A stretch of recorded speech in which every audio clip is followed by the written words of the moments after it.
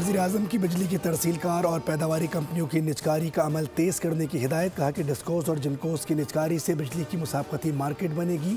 वज़ीर-ए-आज़म की ज़ेर सदारत बिजली के शोबे में इस्लाहात का जायज़ा इजलास हुआ। पावर सेक्टर रोड मैप पर पेशरफ से आगाह किया गया। शहबाज शरीफ ने कहा कि बिजली की मुसाफ़ती मार्केट की तश्कील ही तवानाई के मसाइल का पायदार हल है।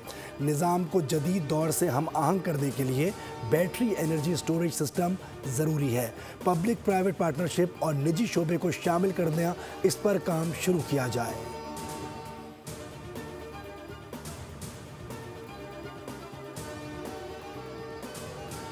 सिडनी दहशतगर्द वाक़े में भारत के मुलव्विस होने के मज़ीद शवाहिद सामने आ गए। पाकिस्तान पर इल्ज़ाम लगाने वाला भारत खुद वाक़े में मुलव्विस निकला। सिडनी हमले के मुल्ज़िमान का ताल्लुक भारत से है। नवीद अकरम के दोस्त ने तस्दीक कर दी। बताया कि नवीद के वालिद का ताल्लुक भारत और वालदा का इटली से है। ऑस्ट्रेलवी इंटेलिजेंस एजेंसीज़ का दहशतगर्दों से पूछगछ के लिए भारतीय हुकूमत से बाज़ाब्ता राब्ता।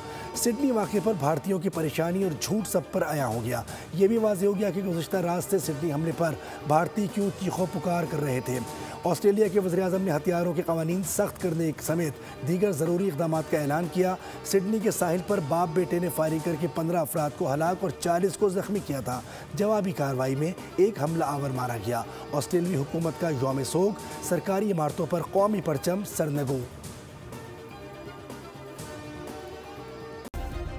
सब्सक्राइब करें और बेल दबाएं ताकि कोई खबर रह न जाए।